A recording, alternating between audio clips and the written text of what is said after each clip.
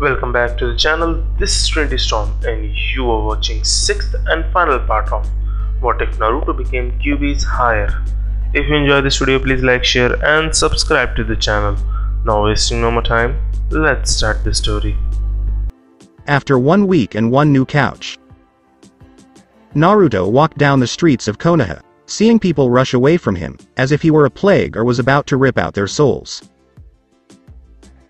People couldn't believe that the person they had long despised was, in fact, the son of their late Yondaime, and even then, there had been outspoken individuals who said it wasn't true. That it was propaganda, that he was a bastard child, and that the moment he left the village, he forfeited his claims to the Namikaze line. They were quickly silenced, either by Tsunade or Naruto, who both wanted such bigotry to end in some way. The difference in methods was that Tsunade would take her bigots to Ibiki or Anko to teach them a lesson. Naruto simply had them all killed slowly. And in public. To demonstrate that he wasn't messing around. This, of course, caused the older generation to try to avoid him for fear of losing their lives to him. The poor Haruno family had already paid for their insults by being annihilated, and at the hands of that demon, no less, by the end of the week. In an odd twist, the younger generation, who had always been told to avoid the young demon heir, approached him several times to learn more about the swordsman. Their parents had to rush to them on multiple occasions, scolding them for being so close to him for what he was, which caused the children to rebel and further frustrated the parents. It wasn't long before Naruto was approached again, this time by a tiny young 8-year-old girl with blonde hair and short pigtails, who was now blocking his path and staring at him in awe. She'd heard the stories from her mother, who had apparently lost her own parents during the demon's initial attack so many years before. The little girl saw the same fiery eyes her mother had described, but she saw none of the malice she had been told about, and while they were a little frightening, they seemed to have a sense of calmness in them that was never described when she was told about the Demon Lord. "Hello there, little one," Naruto said calmly as he looked down at the curious child, having noticed the look from others who approached him. "Hello, Mr. Kyuubi. My name is Misa. May I ask you a question?" said Misa, not paying attention to the people watching them while some adults went to get some shinobi to stop the inevitable slaughter that was to come. "Of course, Misa, but only if you call me Naruto."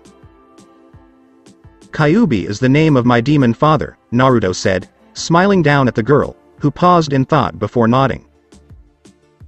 "Are you truly an evil demon, as my parents claim?" asked the little girl, not wanting to pass judgment on this person before her without first getting to know him. "To many in Konoha, I am considered evil. To others, I am considered good.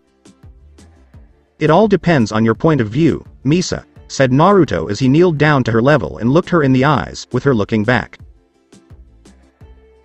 "My mommy and daddy told me you were evil, that my grandmother and grandfather were both killed when the house fell down on them because of your power," Misa said, not wanting to believe her parents were lying, but after what happened a week ago and the rumors that followed, she had to be certain. "Ah, I see. Tell you what, Misa, if you follow me to my one favorite place in the entire village to get some ramen, I'll tell you my side of the story, and in the end it will be up to you whether or not you hate me," Naruto said, seeing the girl ponder this and knowing this girl was something else. "Okay. But you can't tell mommy or daddy I went with you because they might try to get you in trouble," Misa said, covering half of her mouth with her right hand. "How very right you are, Misa. After all, we can't have them stopping you from asking me your questions now, can we?" Naruto said politely as he rose from his kneeling position and took her hand in his before heading off to get some ramen. 20 minutes later, Hokage's office. "Hokage-sama, Hokage-sama," yelled a Chunin as he ran into the room, where he found Tsunade drinking sake on a nearby couch and a clone of her doing paperwork. "What is it now? The last time someone came in here, it was to tell me that someone had supposedly seen Naruto doing something wrong, so what did he supposedly do this time?" Tsunade had heard it all week with people trying to discredit the man in some way. Someone just witnessed the Shinigami King abducting a little 8-year-old girl, exclaimed the Chunin, who, while he did not despise the Shinigami King, could not help but report the alleged crime. What exactly did the witness say? Tsunade asked, knowing that whatever was said was either a lie or exaggerated. According to the witness, the Shinigami King had taken the girl to be sacrificed as a form of repayment the village owed him after so many years, the Chunin pondered. Even if they were sent against the man, they would not be able to defeat him. Well, while that does indeed sound close to what Naruto would do, I doubt he would sacrifice an innocent child out of spite for those assholes beneath us, Tsunade sighed, feeling a small headache coming on despite the fact that she was used to it since they were much bigger when she first did the paperwork. With all due respect, Hokage-sama. This is the 200th complaint at the end of 1 week. What do you want to do about it? The parents are being notified right now, and no doubt the council will want the man to answer for this alleged crime, said the Chunin, who had occasionally run into 1 or 2 council members and seen the look of anger in their eyes when they overheard Naruto's name or title mentioned. You're absolutely correct. Send out one Anbu to speak with Naruto and tell him he needs to see me in the meeting room with the council, Tsunade said, knowing that this would have to stop and would end today. I'll leave right away, Hokage-sama, said the Chunin as he exited the room, followed by Shizune. The council has been getting excited because of the complaints made against Naruto, Shizune observed when the complaints were made. They obviously want to use this against Naruto to appeal the protective order that the fire daimyo gave him against the people who would try to harm him. Tsunade expressed her displeasure, but she knew that none of the alleged allegations would have any impact on the fire daimyo's decision. This nonsense had to come to an end one way or another. At Ichiraku ramen shop, Naruto watched the girl happily eat the ramen served to her. She, like him, had discovered that ramen was a meal that could help make people's conversations easier. The environment surrounding the ramen stand seemed to elicit a sense of trust among those who sat down to eat. Just like right now.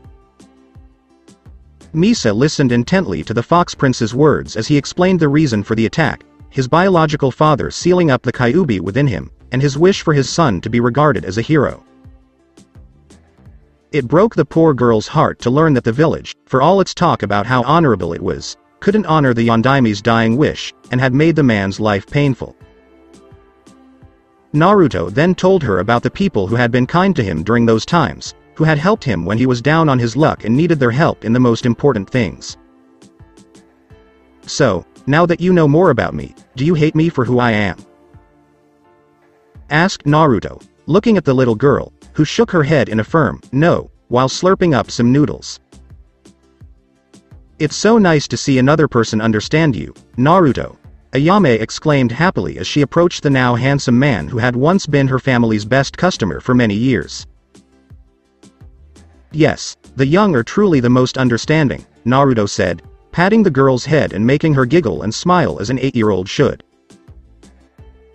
Naruto-sama, the Hokage has requested your presence in the meeting room to address the council on recent matters, said an Anbu kneeling behind the Fox Prince in a ferret mask.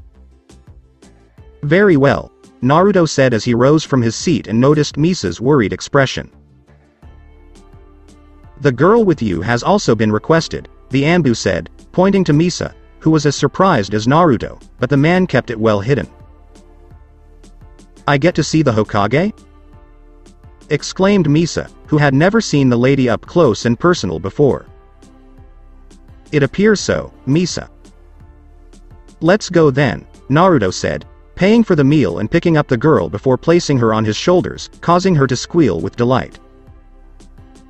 With that, the three vanished from view. Meeting room, Hokage Tower. The lack of punishing the one who is causing all of these complaints is excusable, Hokage-sama. I demand that we send an appeal to the fire daimyo to remove the protective order.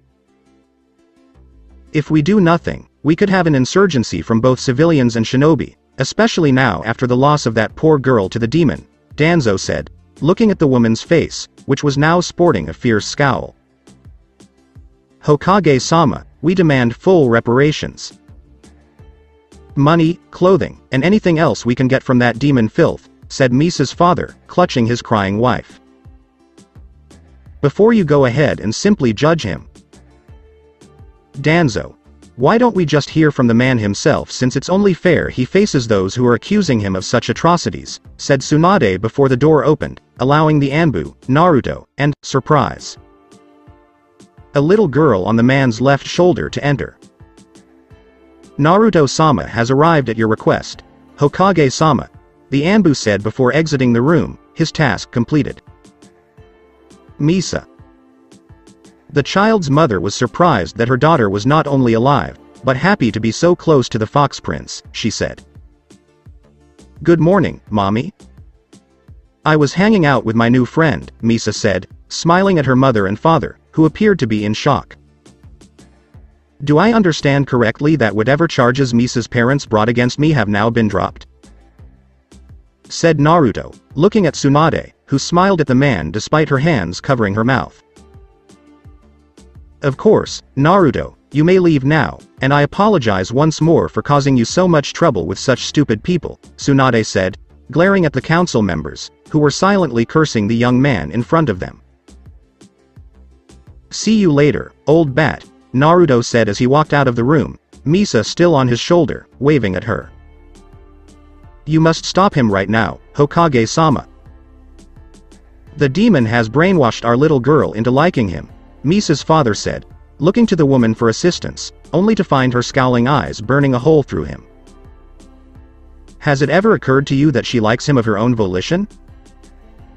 You're lucky you're her only family. Otherwise, I'd have you executed for pulling this stunt. If you try this again, Naruto may remove you for me. Now get out of my way, said Tsunade, causing the terrified couple to flee the room. The demon has a negative impact on the younger generation. He's poisoning their minds into thinking he's the hero and their parents are the villains, said Homura, who observed the younger generation not following their or their parents' lead. Did you ever consider, Homura, that maybe, just maybe, the younger generation is correct and the council is incorrect in this matter? Said Tsunade, who noticed Homura's hateful expression. Certainly not. Our vast knowledge of the world has kept Konoha alive for decades, and I will not let some abomination change things, said Homura, his old teammate nodding in agreement. Just so you know, Homura, that abomination you referred to is the leader of the 5 Shinigami Shadows, the most notorious group in existence. His group is fighting for Konoha's future. He'll help us win this war, and if you're not careful, he'll silence you in the process, Tsunade said, seeing the man squirm at the prospect of the threat coming true. How is Hitaki-san getting along? Said Kaharu, who felt they should try to attend to less, but not by much, related Naruto-related matters. The moment Naruto twisted the blade of his sword, his spine was permanently severed, and I had to give him a normal replacement eye for the Sharingan one. His body has grown too old to accept any new bloodline-related eyes we may have in special storage, Tsunade explained, noting that there were a few eyes from various lost clans from other villages, large and small. Can't we figure out how to repair his spinal column so he can walk again? Said Danzo, as he could then have the man join the Root Anbu and train to kill the Fox Prince. No. Naruto stabbed Kakashi horizontally before twisting the blade vertically, causing more damage around the spine with the sharp and dull sides of the weapon. If it had been a simple stabbing, I could have fixed him with surgery and subsequent therapy. However, Kakashi's condition is different because of the twist method used to cause damage to the nerves around the area, explained Tsunade, who was the one who treated the man, giving him pain relievers and the replacement eye. In short, the demon weakened us, Homura said, wishing he could strangle the man like he wanted to when he was a baby. Or, from the perspective of the person Kakashi wronged in the past, you could call it demonic justice. After all, given the council's methods, I'd think all of you wouldn't question how we win the war. As long as we win it, Tsunade said, wishing these idiots would just die or retire already. That is a separate issue, Tsunade, and you are aware of it, Danzo stated after hearing the hidden meaning regarding the root division. I'm Hokage to you, Danzo. This meeting is over, Tsunade said, getting up from her side of the table and leaving to deal with other matters more important than old people who didn't know when to give up their positions due to inflated superiority complexes. From Sound Village. Word spreads quickly in and out of Konoha to us, thanks to Danzo's little root division, Orochimaru read from a report given to him by his lackey. The army of shinobi we have in Sound, as well as the shinobi in Iwa, are ready. The time for attack should be now, said Sasuke, eager to burn Konoha to the ground and smear its people's blood all over the place. I would have agreed if I hadn't heard about that Kyuubi brat.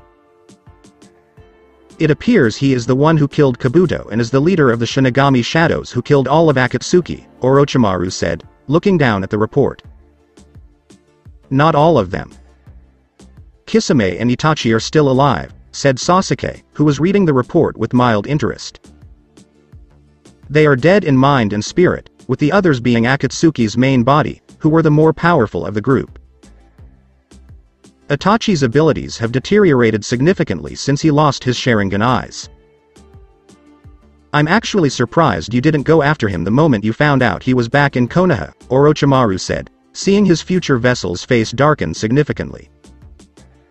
Itachi is now frail. I want to go after the man who did this to him. If it was the loser, so be it, but like last time, I will be the victor, and now truly the last member of my clan, said Sasuke, knowing that Tsunade would never allow his older brother to be used in the clan's revival. Well, Sasuke, I believe you'll get your wish soon. I happen to have another report from my spies in Iwa. They intend to launch an attack as soon as possible. Apparently, Danzo leaked information to them that Naruto is the Yondaime's son and is back in Konoha now, with Iwa out for his blood, Orochimaru said, showing Sasuke the report. It makes no difference who his father is. Naruto is a loser, and he will die at my hands as further proof, said Sasuke, who was looking forward to killing his old friend and obtaining the Sharingan's ultimate form. We'll see, won't we, Sasuke?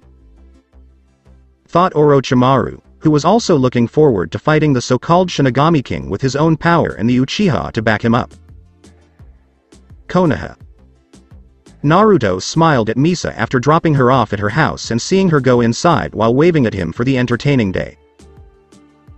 It warmed Naruto's heart that such a child at that age had no hatred in her heart for him despite what everyone told her to the contrary. There was hope in that girl's generation just as there had been in his own, and that was all the Fox Prince needed to stay here for a little while after the war was over. After walking through the streets of people who still avoided him like the plague, Naruto noticed 3 shadows along the rooftops above him. He couldn't help but smile as he realized who those shadows belonged to. Naruto Ni-chan. Konohamaru jumped in front with his 2 teammates, having just returned from a mission with Ebisu a few minutes before. Hello, Konohamaru. You've matured. All of you have, Naruto said, noticing how much the boy had grown into looking exactly like the Sandame at that age. Moegi and Udon both appeared mature and resembled their 2 grandparents on the council when they were younger, with the main difference being that the group before him was not arrogant, power-hungry, and/or assholes to those around them. You, too, boss. You're really strong now, Moegi said, looking at the man in front of her, her teammates in awe of his form. Yeah. We all found out from the old hag that you were back in the village and wanted to see you right away because it had been so long, Konohamaru said, though they kind of left when they should have stayed to give their sensei a mission briefing, so the female fire shadow might be irritated. Oh well, the Hokage could always take their frustrations out on their sensei. You are correct. Since the last time you saw me, a lot has happened. Come on. Let's talk back at my estate with the others so you can meet them, Naruto said, receiving a nod from his younger friends. The Hokage Tower. You haven't told him about the Chunin exams yet, Shizune said to Tsunade, who was relaxing across from her while the shadow clone did all the paperwork while curing the original for being lazy. Shizune, there was no need. I believe Naruto is already aware of it, and if he is not, he will be informed by the Corps soon. Since they found out about his return to Konoha a week ago, Tsunade explained, having sent Jiraiya out to spy on Orochimaru and Iwa during that time.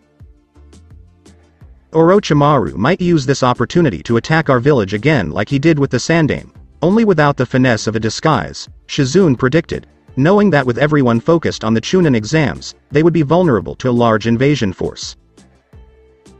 That's why I have Naruto and the Shinigami shadows on my side, Tsunade explained, as if it were the most obvious thing in the world. From the Namikaze estate. What? What exactly do you mean you're not going to be Hokage? Said Konohamaru, who looked at his rival as if he was insane. Exactly as I said, Konohamaru. I will not be the Hokage of Konoha. I won't take it even if I wanted to. Because I am a demon lord, I cannot die, which means I will outlive you and all those I care about who are subject to the laws of mortality. Make no mistake, I will not break our friendship over something like that, but I cannot be Hokage and rule over people who will die while I am still alive. When the war is over, I'll stay for a few years until you become Hokage of Konoha to ensure a smooth transition. Then, Hinata and I will leave this village, returning only when we need to check in on the village to ensure it hasn't succumbed to the ways of the arrogant fools on the council, Naruto said, receiving a nod from the group of young genin in front of him. Are you going to be one of the Chunin exam proctors like Ibiki? Hoped Udon, since they were going to be there this year. Maybe. To be honest, I had no idea the Chunin exams would be held here this year, but it makes sense now that I think about it. If I request it or if the old hag requests it, I will, but a word of caution to the three of you, if anything bad starts to happen, be on guard, and find your sensei for possible orders, said Naruto sternly, seeing the genin's eyes widen because they knew a confrontation with the two shinobi villages was on the way, but they didn't realize it would happen so soon. Boss, do you think the hubby Teme and Sasuke Teme will attack during the exams? As he did the last time? Said Konohamaru, looking at his idol, who simply nodded his head and looked at them with the most solemn expression they had ever seen on his face. I wouldn't rule it out, Konohamaru. However, neither you nor your team are to engage him in combat. I can tell you've grown stronger, but you're still nowhere near his level, Naruto observed the trio's dismay at being ordered not to engage the Sannin. Give him a hard punch for me and grandfather then, Konohamaru said, knowing that if he couldn't hit the Teme, his big brother would. You have it. Now go train a little so you can get stronger, Naruto said as he rose from the couch and led the Konohamaru Corps out of his house. If Orochimaru attacks Konoha, he'll bring Sasuke with him, and if he kills you, he'll be able to obtain the Sharingan's ultimate form.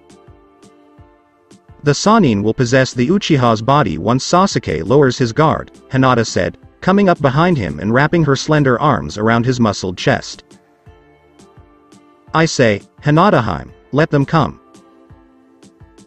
Allow them to come so I can cast them into the abyss and have them forever burned by the flames of hell, Naruto said before grabbing her ever-delicate hands and kissing them each once before gently squeezing them. Then I say let them come as well.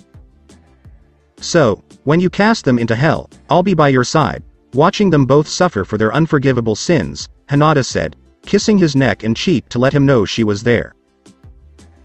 After 2 weeks. It was the day of the Chunin exams, and people from all over had come to Konoha to stay for the duration or for the final part, which were the matches. Right now, the various genin teams from other shinobi villages were piling into the 3rd floor of the academy to take the written exam portion of the test. Momochi Zabuza, also known as the Demon Ghost, was the proctor for the written portion. Okay, you little shits, here's how it works. Normally, I will distribute the written portion of the Chunin exams to each of you. These other proctors will make sure none of you cheat, and if you do, then your ass belongs to me, Zabuza said with his face covered before taking his sword and destroying the desk next to him, causing the majority of the genin in the room to panic. Holy shit! Exclaimed the other genin teams and even some of the proctors, who had seen their fair share of sadistic teachers. If you feel you can't take the test, this is your one chance to back out now and go back to your village or family with your tail between your legs, Zabuza said, as he watched a few genin teams leave quickly a few minutes later, only with piss running down their legs. Okay, calm down. Remember what boss said before we came here. Stick to your kunai, don't give up, and don't upset the proctor to the point where he wants to chop me in half, thought Konohamaru, who, along with Moegi and Udon, gulped at the sight of the destroyed desk as they prepared to get out of this written part alive. Is there anyone else? Let's get started. You have 1 hour, so I recommend you use that 2+ pounds of liquid gray flesh you call a brain, said Zabuza, chuckling, making several genin teams so nervous that they broke their pencils in half. They were the first to perish. After the test from hell, as the remaining genins in the room dubbed it, was finally over, they had to deal with the crazy woman that was Mitarashi Anko, who came flying through the window of the classroom, only to be held up by a certain albino of a Kagaya, who had kept her busy with intense intimacy, and with the help of a certain Inuzuka female assisting him. Alright, you maggots, come on in and follow me to the next stage. Unlike your parents, I'm not going to hold your hand and drive you there, so if you can't keep up, you and your team fail, Anko said before rushing out the window, smirking at the stunned expressions on the faces of the genin teams in the room. Come on, you guys, we can't let that crazy snake lady let us down, said Konohamaru, who had jumped out the window shortly after Moegi and Udon. The remaining teams quickly followed. At such a young age, already leading, Zabuza thought as he picked up the tests, and he couldn't help but smirk at the paper left by the Sandame's grandson. You scared the crap out of everyone in here, and your boss was correct when he said you were a real badass. Sarutobi Konohamaru, the 6th Hokage of the future. So you think I'm a real badass, huh? And here I thought I was treating them all too gently. Oh well, I can always plan for the next one to be much worse, Zabuza chuckled as he left with the papers to give to the Hokage. Away from Konoha. Is the shinobi army of sound prepared? Said the Iwa Anbu captain, looking down at his subordinate, who bowed his head in front of him. Certainly, Captain. We just need the starting signal from Orochimaru-sama and Sasuke-sama to attack Konoha, said the Anbu subordinate, handing the scroll listing the attack plan to the attacker's leader. Those fools in Konoha think we're going to attack during the final part of the Chunin exam, but by attacking early, we have the advantage of catching them off guard, just as Orochimaru predicted, smirked the Iwa Anbu captain behind his mask, grateful that the Tsuchikage had given him the honor of leading this attack. It's a shame that the Tsuchikage left it up to the Sannin and Uchiha Sasuke to kill the Yondaimi's son, said another Iwa shinobi among the attackers. They may get the kill, but we will take the body with us to Iwa for future use and study. The Tsuchikage wants to learn all the secrets of the Namikaze line, and anything short of his body being mostly intact will result in failure, said the Anbu captain, aware that their cage's mercy was limited. And they'd all seen the Tsuchikage's mercy's limits. Captain, the signal, said an Iwa shinobi before an explosion was heard far away and Konoha's alarms went off, indicating that the attack had begun. Attack! Yelled the Anbu captain before he and his army of Iwa shinobi stormed the Leaf shinobi, who had been caught off guard by this unexpected invasion. A large portion of the Iwa shinobi army was being dragged back into the forest against their will by a large amount of sand as the Iwa shinobi army engaged. Ichiraku Ramen stand in Konoha. You better get to the shelter, Ayame-chan, Haku said, kissing her hand before donning his mask and hood and transforming into the infamous Black Angel. Be careful, Haku-chan. If you come back, I'll give you a taste of my special ramen. Ayame winked at him before hurrying towards the shelter with her father, who looked back at Haku with a look that said, touch my daughter, and you will lose your manhood. Things could be worse.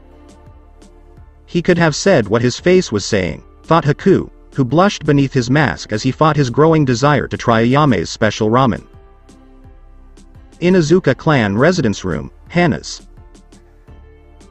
Damn invasion is interfering with our alone time, and here I thought I'd get you all to myself after Anko left to deal with the Chunin exams, Hana said as she dressed Kimimaro, who was nearly done, kissing her on the lips to stop her fussing and focus more on the task at hand. Don't be upset, Hana-chan. Once we deal with this invasion, I promise you I'll make it up to you by tripling my previous efforts, Kimimaro said before nibbling on her and licking her ear with his tongue, making the Inuzuka growl with lust and stomp the ground several times with her right foot. Let's hurry. I'm fighting the urge to screw you, then go outside to fight them, Hana said as she prepared to fight before leaping out the window with Kimimaro behind her. Perhaps I should have assisted her in succumbing to her desires, thought Kimimaro, his love for the two women in his life and their incredible figures truly a sight to behold.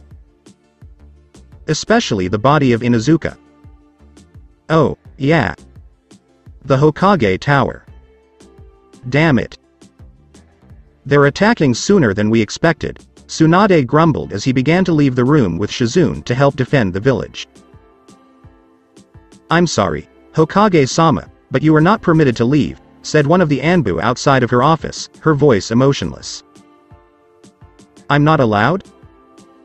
I'm the Hokage, Yubaka, and it's my duty to defend the village, not sit around and hide like a coward while this place is being attacked, Tsunade scowled at the Anbu and the other shinobi outside her room. We have orders.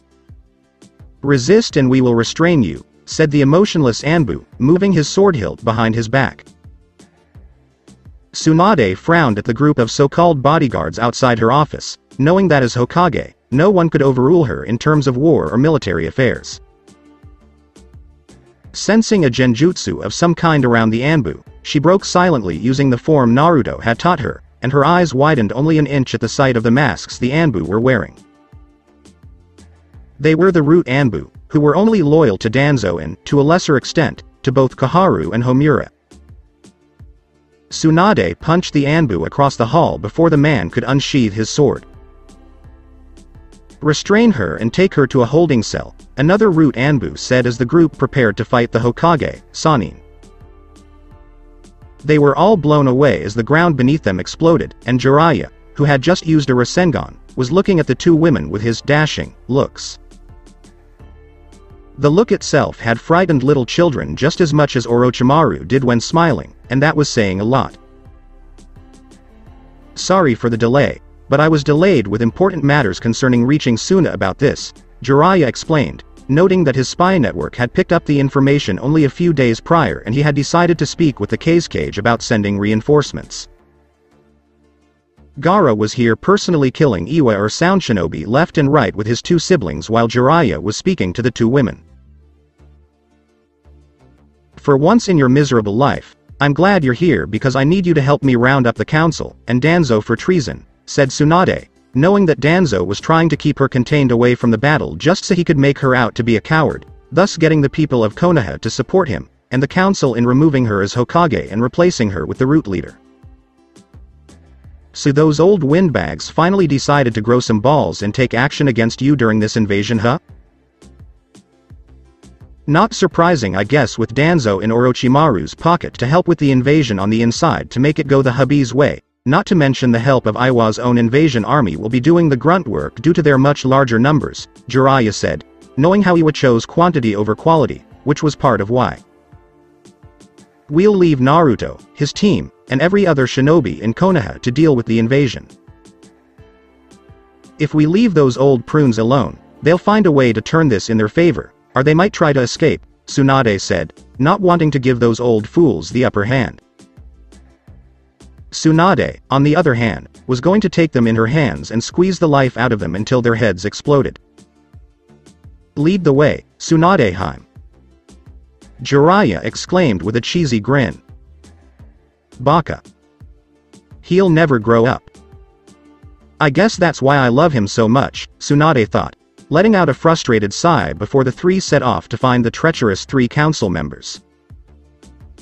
Along with Naruto. Naruto walked calmly through Konoha's now deserted streets, having directed Zabuza and Yugito to engage any enemy shinobi they encountered. After speaking privately with the Nara clan about this what-if situation, his entire unit was precise in their plans for defending Konoha from any form of invasion, should both Iwa and Sound attack together or separately. The plan was simple enough. Each Shinigami shadow would defend a gate that was most vulnerable to attack.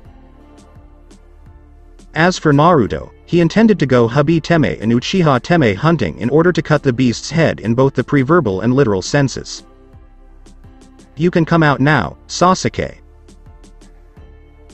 I know where you are, so don't try to insult me by your pitiful attempt to hide from me, and the same goes for you, Orochimaru," Naruto said, pausing and looking at the nearby alley, as the two mentioned shinobi emerged from the dark passageway, looking at him with a mix of hatred, anger, curiosity, and something close to psychotic happiness.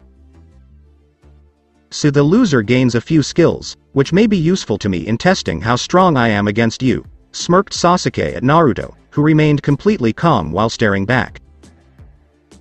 "You fascinate me, Naruto-san. I look forward to dissecting you after this is over, after I make a false copy of you to give to Iwa," said Orochimaru, who had already prepared a fake body for the deception. "If Sasuke can kill me. You saw how easily I killed Kabuto, and even after so many years, your future vessel is nowhere near the dead Junin's level. How can Sasuke beat me when he can barely hold his own now against someone of Kabuto's shinobi level?" said Naruto, unsheathing his sword while Orochimaru and Sasuke did the same before activating their Sharingan eyes. "These eyes have the power to see everything you do, Naruto.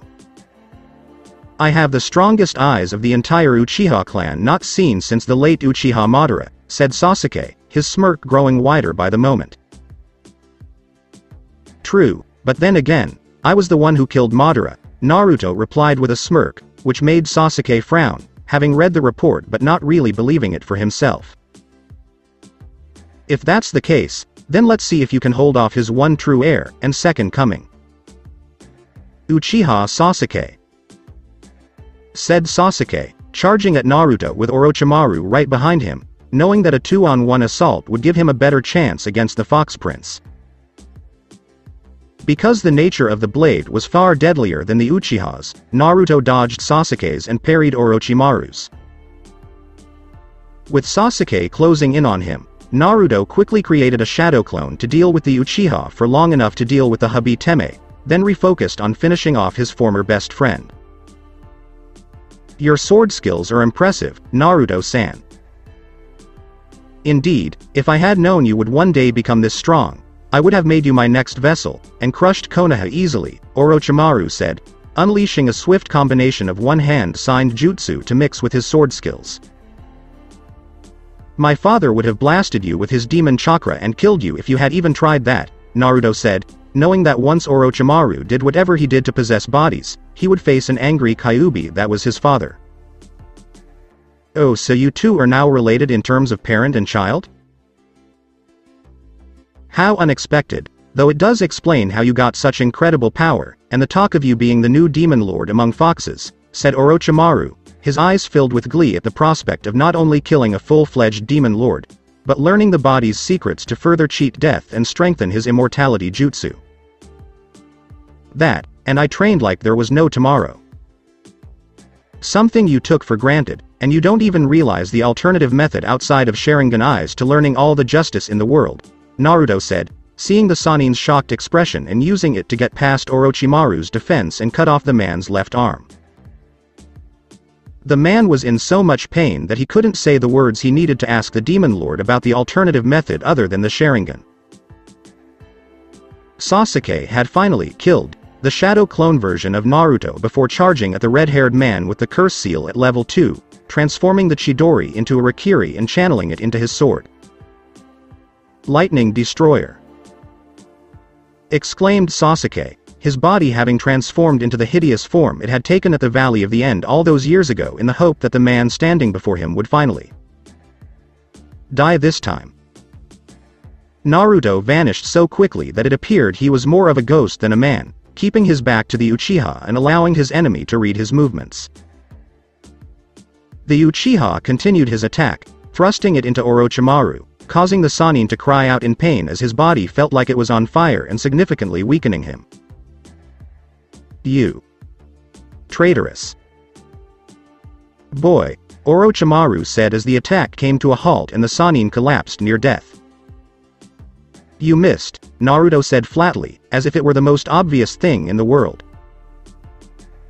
True, but I was going to kill him anyway, and I figured now would be the best time to cement myself as the man who killed Orochimaru, Sasuke said normally before turning to face Naruto with those evil-looking eyes. Orochimaru isn't dead, you baka, he's just close, and you can't claim such a title until he does, Naruto smirked at the Uchiha's newfound hatred for him. Then I'll just have to kill him. After I killed you, said Sasuke, his voice now demonic as he prepared for another attack on the Fox Prince, who began making one-handed gestures beneath his black cape. Demon prison style. Chains of the underworld jutsu, said Naruto before pointing his left hand at Sasuke, and the dark Uchiha found himself bound by spiky heavy metal chains before he could move fast enough. What is this trickery? Said Sasuke, feeling the chain's tips eat away at parts of his body, leaving only his face untouched. It's a jutsu I made to bind and keep you in place so you can hear what I have to say. The first thing I want to say is how much of an idiot you are for leaving the village in the first place. You had so many people eating out of your hands, giving you whatever you wanted, and what did you do? You acted like they were nothing to you. They would have given you almost anything within reason to help you achieve your goals, but you just ignored them. It doesn't matter. As long as someone has Uchiha blood running through their veins who isn't my brother, I don't care. Hitaki Kakashi, said Sasuke, only to be cut off by Naruto's all-knowing look. Kakashi no longer has the Sharingan eye in his body, and I crippled him as a shinobi for life after severing his spine. You look surprised, Sasuke. Did Orochimaru not tell you? He probably didn't tell you because he knew it would make you very angry at the loss of another Sharingan user like yourself. I bet Hitaki-san was something close to a distant uncle or cousin in a sense, wasn't he? I guess Itachi of all people will have to revive our clan, Sasuke said, only to find Naruto shaking his head at his words as if they were foolish. Sasuke, Sasuke, Sasuke. You still don't get it, you runt of an inbred Uchiha. Your clan will not be revived by Itachi. It will die with Itachi, Naruto said in a near whisper that only Sasuke could hear, making the young man's eyes widen. In fact, the Uchiha of Sound Village was so stunned that he didn't feel the pain of his head leaving his body after Naruto severed it. Elsewhere. Are you sure this will work, Danzo? Homura asked Koharu as they stood in an underground root complex beneath Konoha. Trust me, Homura-san, Konoha will be reborn anew by the time the invasion is over, and once the people see that it is for the better, they will denounce Tsunade as their Hokage, Danzo said, smirking evilly at his fellow council members. Are you sure we can even trust Orochimaru to give us the immortal jutsu so we can live past our normal life expectancy? Koharu asked, knowing the Sannin would say one thing and then do another. We will get that jutsu from Orochimaru one way or another, and then we will be able to cheat death like he has Koharu-san, and once we are all restored to our prime-like state once again, we will secretly kill Tsunade, and those foolish enough to support her, Danzo said before an explosion and fighting could be heard outside the room. What the hell was that? I thought you said no one knew about this place? Homura asked, looking at Danzo, wondering if the man had let something slip despite his meticulous work. The door to the room exploded, revealing Tsunade, Jiraiya, Shizune, Asuma, Genma, and Anko looking enraged at the council members. Surprised? Tsunade asked, her voice venomous, while cracking her knuckles and giving the group the beating of their lives. How dare you trespass here, Tsunade? You have no right to even. Danzo exclaimed, only to be silenced by something hitting his shoulder from behind, a hand over his mouth, and a kunai held near his neck. You have no right, Danzo-san. You will die here with your fellow council members for various crimes against Konoha, Kimimaro said, Inuzuka Hana beside him, her blade less than an inch from Kaharu. You two sure know how to make an entrance, Sin-kun, Anko said, smirking at her two lovers, who nodded both heads to Anko while Kimimaro tried to hide his blush behind what concealed his face.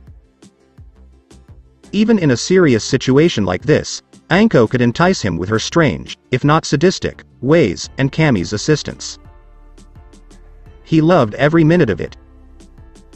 Homura quickly drew a hidden sword from his sleeve and aimed for Hana, his closest foe, knowing that if he died, one of them would die with him. The elderly man never got his chance, as a senbon needle pierced a pressure point on his sword arm, forcing him to release the blade before he could strike the Inuzuka woman. You should have used that sword to kill yourself, Homura-san. Now you will die at our hands rather than your own, Haku said from behind the old man, pulling out his two kodachi and preparing to fire at the old fool. We were only following orders. We had no choice. Exclaimed Kaharu, looking to Tsunade for mercy. Kill them all. Any attempt at a trial would simply prolong their already overextended lives, Tsunade said without batting an eye, as she saw the horror on their faces and smiled at seeing them killed in such a bloody manner. Tsunade would freeze at the sight of blood, but only when it was the blood of people she cared about, and the three now dead council members were not among them. Along with Naruto. The all-black-clad warrior known as Kyuubi Naruto approached the dying Orochimaru, who was spitting up blood. His heart was racing erratically due to Sasuke's surprise attack, and was now at the mercy of a demon lord. The Fox Prince cocked his head slightly to the side, almost amused by how the Sannin struggled to live out of fear of death and all his sins from the past. Is there anything you want to know before you die? Naruto asked, placing the tip of his blade against Orochimaru's throat. What is the alternative? Orochimaru asked, his breathing becoming increasingly difficult. What? You mean the alternative to needing the Sharingan eyes to learn jutsus faster? That's the simplest question in the world. The answer is shadow clones. When a shadow clone is dispersed, all the knowledge that it has goes straight to the original, and depending on how many you make will shorten your time learning things. After seeing Orochimaru's expression, Naruto stabbed the snake Sannin's throat briefly before slicing it off, leaving it with a headless body. Satisfied that he had killed the parasite of a man rather than the Uchiha family, Naruto used a simple fire jutsu to burn the dead man's body, knowing that the soul would have plenty of time to get used to it in hell. Following the invasion. The Sound, Iwa invasion had been completely wiped out by the combined efforts of Konoha and Suna forces by the end of the chaotic day. Special mention was also made of the 5 Shinigami Shadows, who were instrumental in defending Konoha during the invasion and assisting the Hokage in crushing the council's impending insurgency.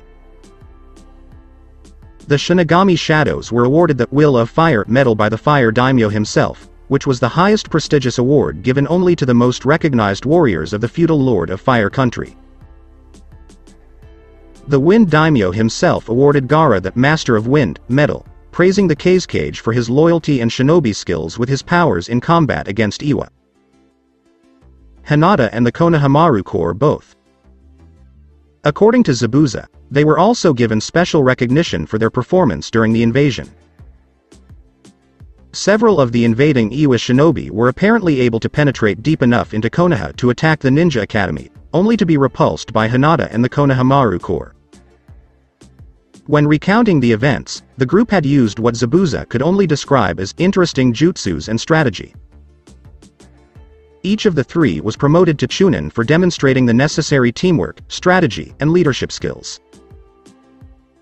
Core Konohamaru, they were as happy as they could be as they jumped around together before Tsunade yelled at all three of them to stop talking. The Konohamaru Corps was formed. In response, they retaliated by combining their strengths in breaking her age and hiding genjutsu on her body, frightening many men who saw how old the Hokage truly was. They were all quickly admitted to the hospital and would be there for the next 2 months. Jiraiya was soon sent to the hospital after rolling on the ground laughing at his old teammate's appearance, as her form as a lovely woman had been completely destroyed by 3 upstart, and recently promoted Chunin. After finishing those tasks, Naruto and Hinata proceeded to the Uchiha district to complete the last piece of business. 10 minutes later in Uchiha district. "So you've come, just as I expected," Itachi smiled as he noticed Naruto enter, but was surprised to see Hyuga Hinata with him. She was the only person Itachi knew who naturally smelled like lavenders. "Your brother is dead, as I assume you know, as is Orochimaru, and with the exception of Kisame here, you are the only one left of Akatsuki to kill, and that honor I am giving to my mate," Naruto said, turning to Hinata, who would strike the man, making his death quick, clean, and painless, depending on Itachi. "I see. What will happen to Kisame when I die?" Itachi asked, sensing fear in his old partner's form. "After you are dead, my team is to escort Kisame right into Mist, and personally witness the man's execution before delivering the news back to the Hokage," Naruto said, seeing Kisame close his eyes in pure defeat, knowing that this was going to happen sooner or later. "At least, I was alive long enough to know that everything that has happened has finally come full circle," said Itachi, who had not smiled in years. "It'll be quick," said Naruto, moving closer to Kisame in case he tried to stop this private execution, as Hinata moved behind Itachi, ready to strike him in the back of the head with her gentle fist. "I am ready," Itachi said, not letting his calm smile fade as Hinata struck true, striking where the brain and spine connected, severing the nerve connection to the body before the attack cut through the brain and killed him instantly. "Before I'm sent to Mist, can I at least stay for Itachi's funeral?" Kisame asked, looking at the Demon Lord, who nodded before picking up the body and walking outside to the Uchiha burial grounds. Naruto, Hinata, and Kisame attended the small funeral, watching the body of the last Uchiha burn in the fire that surrounded him, which was the main affinity of the now-dead clan. Mist Village, 3 weeks later. "It's too bad I couldn't stay any longer. I could have sent the youngster as an apprentice there," Kisame pointed out Haku's knowledge of the boy's bloodline with water. "The notes you left for him are sufficient. He will one day surpass you," Zabuza stated before glaring at his adopted son as a warning to work his $1 off or else. "I believe he has already done so. So I guess it's time for me to go. It's time for me to leave with a smile on my face." Kisame was led outside by the group to the people who were watching the execution of the infamous swordsman. Hoshigaki Kisame died by decapitation on this day, with a smile on his face, in the village where he was born. Weeks later, Konoha 2. "So Kisame is no longer alive?" Tsunade turned to face Naruto, who nodded with his team standing behind him. "As dead as you were old," Naruto chuckled, causing Tsunade to develop a super red rick mark on her head. "You're lucky you got home as quickly as you did because Hinata has been getting quite impatient for some strange reason," Tsunade said, though she already knew why after seeing the changes the girl went through while at the hospital. "Well, I've been away for over a month because of this mission, and I do have magic fingers when it comes to being intimate," Naruto said, smiling even more when Tsunade held up a hand to stop him. "Stop. I don't want to hear anything else." You are now free to leave. Remember to pick up your pay before leaving the tower. Tsunade was grateful that the fire daimyo had restored the village's finances to their previous levels. She wasn't sure how she'd pay the group if he didn't. From the Namikaze estate. Naruto-kun. Hinata jumped at him, causing him to catch and hold her bridal style before smothering him in kisses. How are you, my ever so sexy Heim? Naruto asked before looking back at his team to get lost so he could be alone with his friend. They vanished like the wind. I'm lonely without you, Naruto-kun. Can you take care of that loneliness for me? Hinata asked with a sexy pout that even Naruto couldn't resist. I promise I'll quadruple my efforts for you, said Naruto as he carried the woman he loved into the bedroom, where the Fox Prince kept his promise and made Hinata feel much better again and again. Everything was back to normal, as it should have been. So that's it for today. I hope you guys enjoyed it. Don't forget to like, share and subscribe to the channel for more awesome stories like this. Thank you. See you all in my next video.